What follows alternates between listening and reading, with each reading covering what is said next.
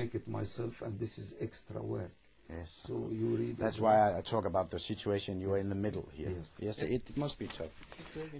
Talk a little bit about more about Talat Fuad Qasim. Yeah.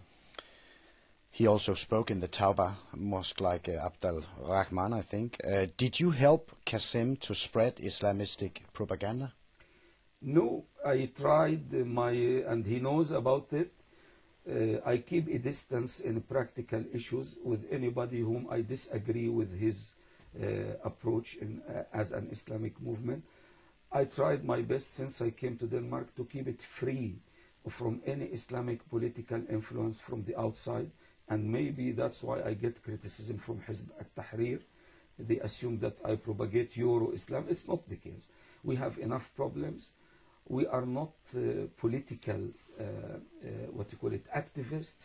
We have a big agenda of needs and the duties and services. Even our organization is called the Islamic Fund for Fundamental Services. So the issue for us is very clear. So I keep away. I don't like anybody to bring me a tape about any religious discussion in Morocco, in Egypt, or in Yemen. We said we have our priorities here.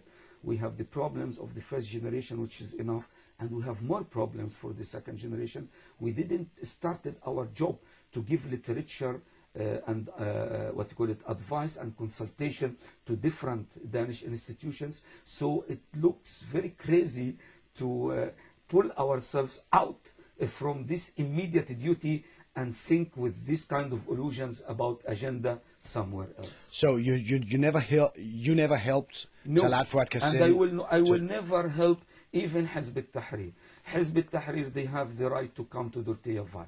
They have the right to spread their flyers outside the premises of. They have the right to take the microphone and comment any way they like. But Durtiyavai will never adopt the practical approach of Hizb Tahrir or any other group.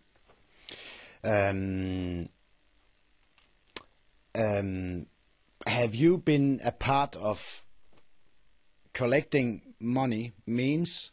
Have you been a part of collecting means that has been canalized onto, for example, the Intifada or organizations which the West sees as terror-related? Yeah. Have you been a part of this? No. If a brief, quick answer, of course not. If the final end is to go to Hamas or Jihad, I can say very apparently it is no. Mosques are playing a charitable role. We raise donations when we deal with a legitimate organization. I repeat, it's in addition to credibility, we do not introduce any organization unless we satisfy ourselves with all the formalities a part of any security problem. So we do not accept any individual to raise money. We should receive by fax, by mail, official request for raising money should be examined and checked. There should be bank account, should be a license outside and inside Denmark. This was all the time our work. If there is anything else, as I mentioned before, when Al-Aqsa organization was mentioned, I said you can ask the authorities. We have no capability to check up every individual. Whenever somebody will bring registration number and the bank account and all his papers are correct, we shall respond up to our priorities. What would happen next? There should be a revisor, editor, there should be a political observation, there should be a security check-up. It is not within our capacity or our control. But you have publicly said that you support the Al-Aqsa in Durtiyavai. You support the organization. Support is not the accurate word. When you go take the folder of the Islamic Fund about Friday sermons, lessons, about groups, there is a paragraph about a charity. And we mentioned the name of the three organizations, not single one. And all of the three, As-Salam, Isra, and Al-Aqsa, all of the three are officially registered here. And they are equally treated. If you go to my colleague who is in charge of the social affairs, and they go to his log book about the dates, he will show you who used to come to us from inside Europe to build a mosque or make a school, or from outside. So we have all dates and all. It's a public work. It's not a secret work. Dates and names are stated very openly.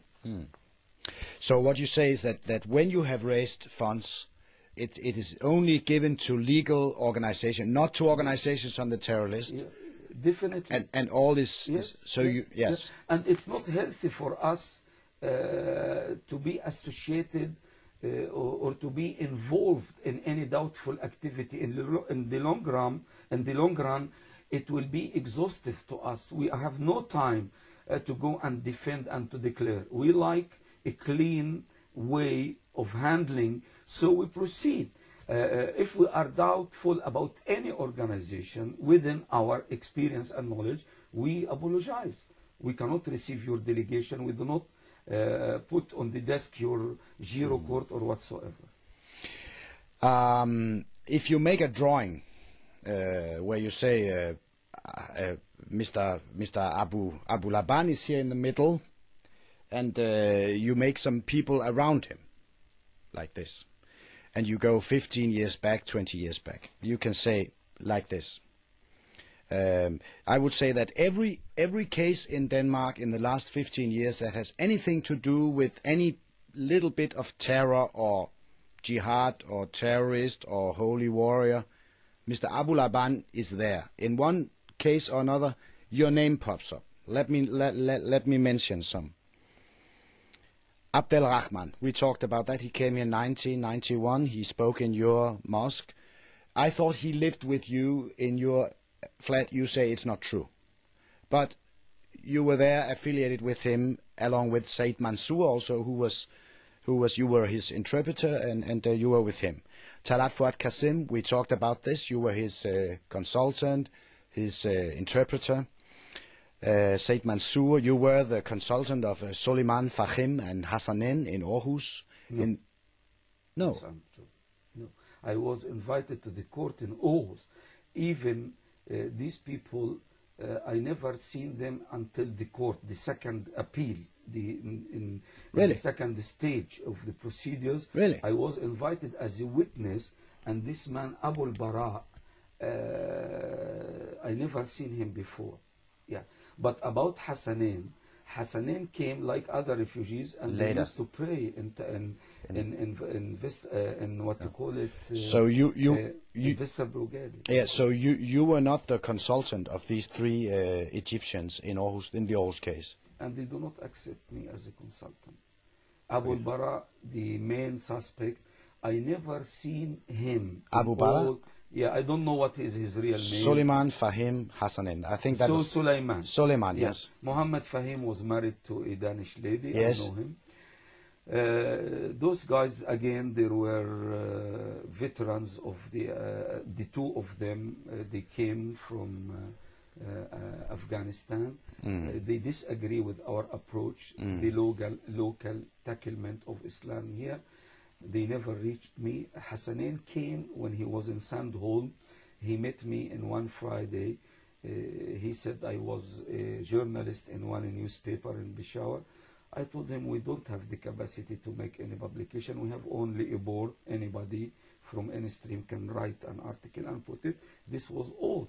But none of them have accepted me as a consultant. And moreover, Suleiman, I never seen him until in the Court of Appeal. Okay. And he was invited as witness how much I support them, how to what extent I give them access, how much I know about their approach, and my answers was very clear to the judge. You didn't know? Yeah, no. Okay. Let me move on. Abdel Aziz Wahab. Yeah. You knew him. You talked about this with the newspapers. He went to Russia. He went to Chechnya. He was killed. Yes. He was murdered in a Russian prison. You have spoken in support of the Aqsa. I know this is the judicial, but the Aqsa is now under suspicion, and the Muslim is a suspect. That's why. Yes, and also some of the people in the New Brøndby saying, you know, some of the young people and a couple of the families. Families who have no bad records also. Yeah. Yes. Yes, but if we see all these people, if we put you in the middle, you have these people, Rahman, you have Talat Fuad Qasim, you know, Said Mansour. People come to ask you before they go in the jihad. Do you understand if somebody thinks that it is a suspicious pattern around this man, Abu-Laban? Do you understand if somebody thinks it's suspicious? Yes, all the time. I used to tell people when I came to Denmark, I have Palestinian refugee document. I did not withhold my ethnic background. I get apostolel, say some Muslim missionary. I did not withhold my Islamic side. All of my trips, I never say family visit or a business trip. I said I go to that center in all my visas before it's Schengen. This is the situation. My approach intellectually, educationally is clear to everybody. But why? It's ask a priest why he deals with mafia, drugs, traffickers, with prostitutes, because a priest is a doctor, and doctor does not deal with healthy people, but he deals with people in trouble. Simply the case, yes. And secondly, we have 5 million healthy Danish people, but if somebody have cancer or alcohol problem, we may talk too much about them. So normally we don't talk about healthy people, we talk about people who would be assumed. But you are not the only Imam in Denmark. Why is it every time your name that is connected with these people? Why in Denmark I am the only man who would welcome media? It's the same answer. Why other Imams, sorry to say, would neglect that or feel scared to deal with media? It's because our policy is to be open. Our mosque had been and will remain, and I will challenge every person in Denmark. If they speak about democracy, I know democracy. They don't know democracy. They know double standard and hypocrisy. I am the same man, in the same attitude, in the same strategy. Whatever pressure I receive, I will never be coward. I never retreat. I will be on the open all the time, stretching my hands to all parties. Still, I have my own identity. I have my clear vision and concrete vision about the subject. But do you understand why somebody suspects you of having these relations with terrorists when you meet with them? I make a joke when I said in my lectures, I offer them psychotherapy from my own pocket money. If they are in need of psychotherapy, even some typical Europeans, when they are afraid of Islamophobia, and I talk about moderate Islam, I said, what can I do? Should I offer you some sort of psychotherapy? If you don't like, or if you don't have the time to know the reality of Islam, what should I do? So if somebody is paranoia or whatsoever, has obsession or any psychological problem, well, the same humanitarian mission, I offer him or her all of my kindness and generosity to get a psychotherapy. I like to get friends. I like to be understood. I will never compromise my values, but in the same time, I'm no dictator. I have no power except the knowledge and my values, which make people meet me and listen to me. I will use them all the time. A little bit in the same direction. Shortly after 9/11, I actually came to you with some accusations that a terror researcher, I think he's called, Professor Rohan Gunaratna, made against you. He made some very serious attacks on you. He said he finances terror. He has close relations with international terrorism. He was very aggressive, very, very aggressive on you. You said, he will pay for that.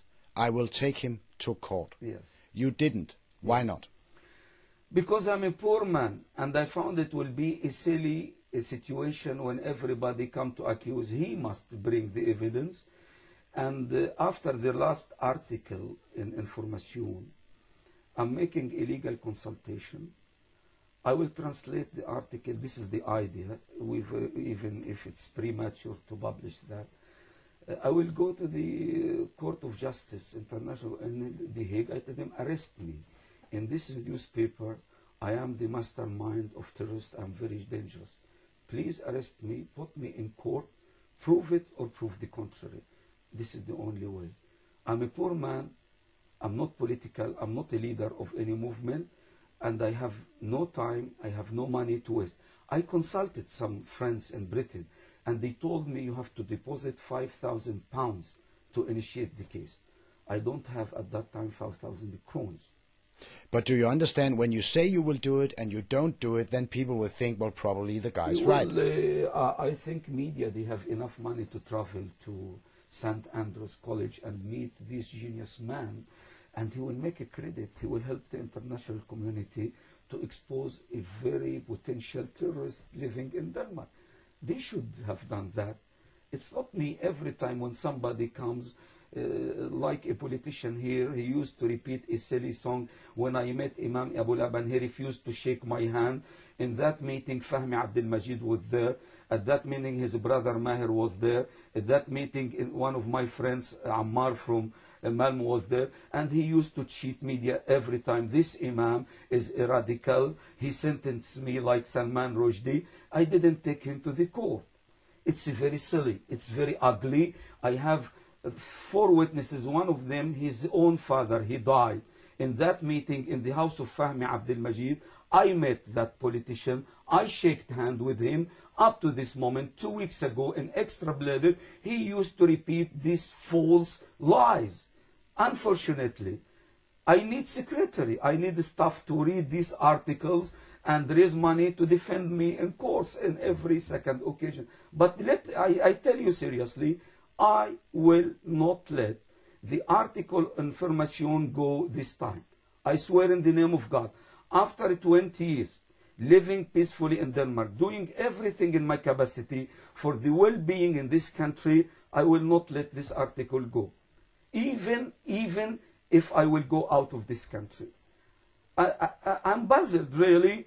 I will take another incident when Yvonne Redley, they invited us, Muslim Idealou, in the Kongli Bibliothek, where Mr. Clement was there, and the Professor Lars of Suddansk.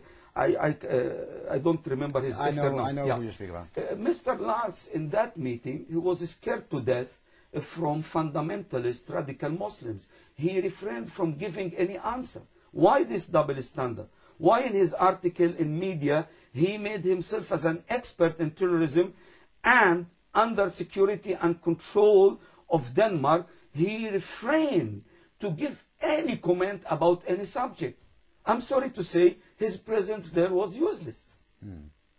Excuse me, you're talking about the Information, the Charlotte Aagaard article. Yes.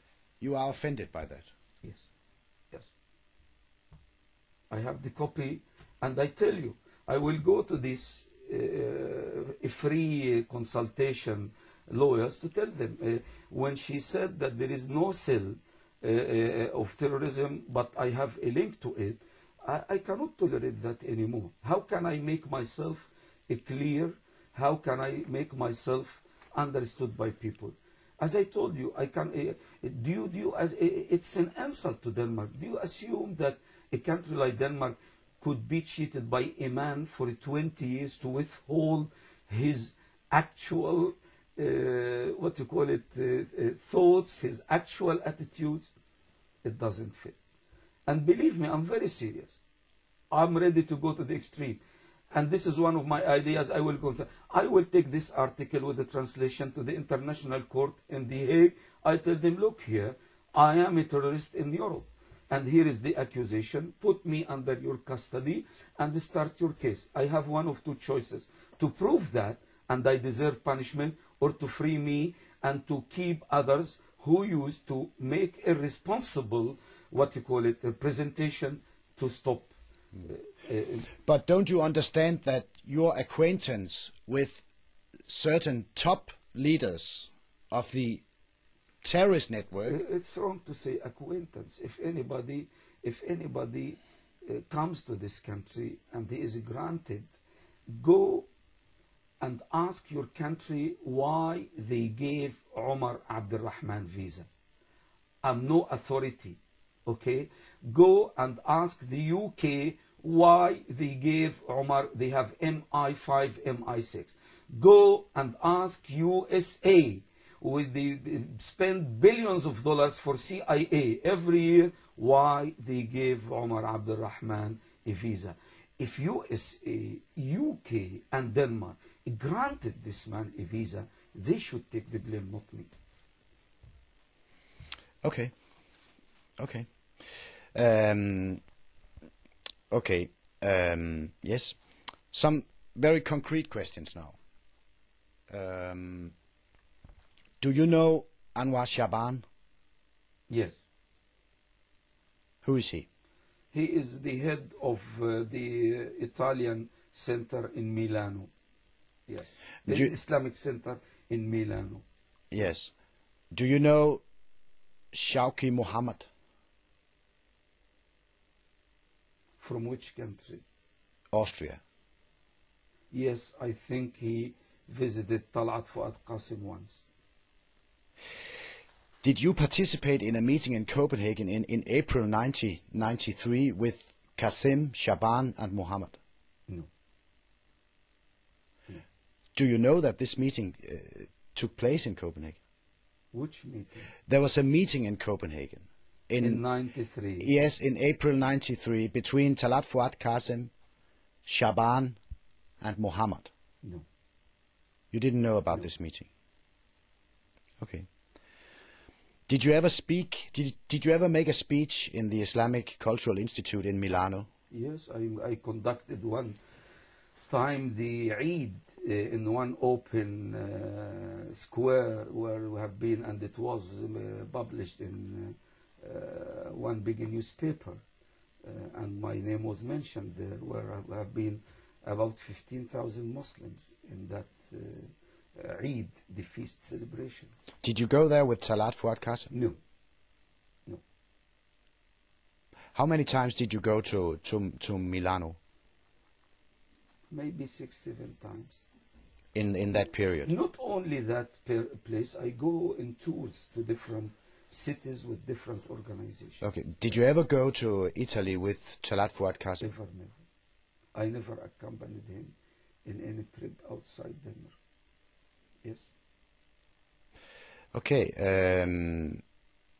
The Italian police made a raid against the mosque. Yes. And they arrested some men. Yes. And several of them had your phone number. Yes. On them. Why was this? I got fatwas. People even from the Middle East, from Holland, they reach me to get fatwa. What's wrong on that? My phone number is available everywhere. I am an Imam. What does it mean? People, you can ask the telephone company if they have a record about my phone calls. People, they consult me from Germany, from Britain, from Holland, sometimes from France, from Finland, Sweden, and so on. I am an Imam in an open center with I never changed my phone number since I came to Denmark, and it's available to everyone. The Italian intelligence, like the Danish PET, they made a big report about, this is a report, 104 pages, very, very thorough work about the organization of the Jihad in the Balkans, Bosnia, Croatia, was done from the Milano Cultural Institute. Yes. Mr. Shaban was the leader of the organization, along with Talat Fuad Qasim and Mr. Muhammad in Austria. Yes. These three persons formed a triangle. This is according to the Italian report. Yeah. It's not, I don't know it. I read it here. Yeah. It's a very thorough work. Yes. It's no wonder. Italy was very close to the Balkans. And as you remember, in the very beginning, the West was cautious that the situation of Afghanistan would be repeated. So they tried to put control from the very beginning. I remember in the Times magazine, the famous Saudi Arabian volunteer Abu Abdul Aziz was interviewed, where he was requested by his government to leave Bosnia and to go back to Saudi Arabia. So all the neighboring countries, from Croatia and others, there have been a league of volunteers, Muslim volunteers, and or the support of a humanitarian help. Muslim countries had suffered a little bit in bombing humanitarian aids to the Muslims in Bosnia. At that time, Iran, as a Shi'i leadership, were trying to play a bigger role and to have more influence. So I see no wonder in, when you have a hot spot and you have the neighboring countries. Did you know, when you went to Milano, did you know that this was the center of recruiting jihadis for Balkan? Everywhere in Europe, like Afghani issue, they used to talk from London to Paris, everywhere. It was a bleeding tragedy. Muslims were outraged. You see the, what you call it, collective graveyard. Yes, but you never took part in that? No, no. It says in this report, your name is mentioned, and it says, I can show you after, it says here, this is a rough translation, it says here, Palestinian citizen Ahmad Abu-Laban, born in Jaffa, Danish passport, close collaborator of Talat Fuad Qasim, resident in DK, where he's in charge of the Al-Taba Mosque. On behalf of Qasim, he translates and distributes propagandistic material. He lived in Kuwait, working as a secretary for the religious organization Al-Aban, and lived when he was younger in Egypt. This is incorrect. Okay, listen up. During his participation at the Eid al-Ahd organized by the Islamic Institute of Milano, he gave a speech before many people. The speech was about the issue of Islamic countries oppressed by wars and internal conflicts, with particular mention of the wars in Bosnia, Chechnya, and other Asian countries. During the speech, Laban urged the audience to give financial support to the above-mentioned Islamic communities. If this happens, and if there is a tape, it's better to listen to it. I think it looks very foolish when I stand up, I say, give me money to buy arms, even if I'm interested in that. In my opinion, it looks very primitive report. I'm sorry to say that. Do you have tears to shed for the Bosnian raped women? Do you have tears to shed? They are not in New York. Yes, yes, I have. Yeah. I have. Okay, that's it. I have also tears. That's why. We have been, like in Denmark, like Abdul Wahid Peterson, raising money. We have been, and we still, and will remain, any clean channel and recommended channel, we shall follow it to send food, tents, medicine to those people. If there is a leak in the middle, if it is manipulated, of course, everybody should take his responsibility. I am an individual in this center, and as you have seen, we are in the focal point of the international situation. When Somalis, they said, we have a problem, we like to make a school in Mogadishu. When Kashmiri people, when tsunami victims, we are connected to the international situation. But to create a funny theory about my links, I call it funny because you put me as a Superman. I like to be a Superman, but in my own way. And I still count on the smartness and the credibility of Western media to separate between rhetoric and reality. For me, I cannot afford, I tell you very frankly, I will never tolerate any more accusation. I will go to the extreme to challenge everybody. My reputation has been damaged intentionally and unintentionally for 20 years. I swear in the name of God, I will never tolerate that anymore. If it will cost me to translate anything and take it to the International Court of Justice, I will do that, and you will see me there. But I'm sure you understand that when I have this document, And there is a footnote. Let me show you. This is in Italian. Yes, yes, yes. Any informant. Do you know this paper? Who? I mean, Paper? Do you know this paper? No. No, no. How should I know about But it? you must understand that I bring it to you. Yes. When I find this paper, I find a footnote saying that you made a speech in this infamous mosque where they organized the help for Bosnia. Everywhere. We just spoke about the Kashmiri Yes. earthquake before Ramadan. Yes. We raised money 2-3 times in Gurtiavai. We made the same about tsunami, and we'll do the same in every occasion. Yes. So this says that the speech was about the issue of Islamic countries oppressed by wars and internal conflicts. You said that you will shed the tears for the raped Muslim women. Yes, I will. Yes. We agree on the same fact. Yes. It was a bad luck that the right-wing governments with historical cautiousness or hate to Islam left the Bosnian people after the end of Cold War to have this dark destiny. Yes, Yes, definitely. We agree on that. Yes. But do you understand why somebody could find it suspicious? I know you're very tired of this question, and I understand. But do you understand why somebody think it is suspicious in the mosque where Talat Fuad Qasim went with the Austrian Imam and the Italian mosque to organize the whole jihad situation in the Balkans, that you go there and speak? When Talat Fuad Qasim here, he put his record to the government, to the authorities. He is known to them.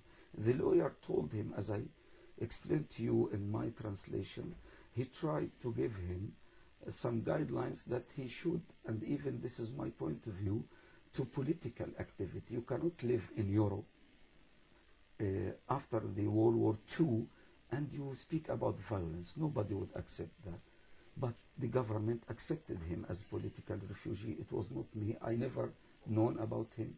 I never met him, and I never invited him. I never accepted his approach in Egypt. But if there is any issue of common interest all over the world, he is a Muslim, I am a Muslim. So this is two different things, you see. So you work to... I'm sorry. Number two. I repeat, and as you mentioned, I used to repeat, I am no teenager. I am 60 years of age. I know the meaning of responsibility, and too much talk is useless. If anybody has any evidence against me, I will be grateful if he takes me to the court. Really, I will be careful, because I cannot accept, I have a mission here in Europe, to work culturally, intellectually, and peacefully. I feel offended. I have grief about Palestine, about Bosnia, about Chechnya. We raise money for aid agencies within the legal context.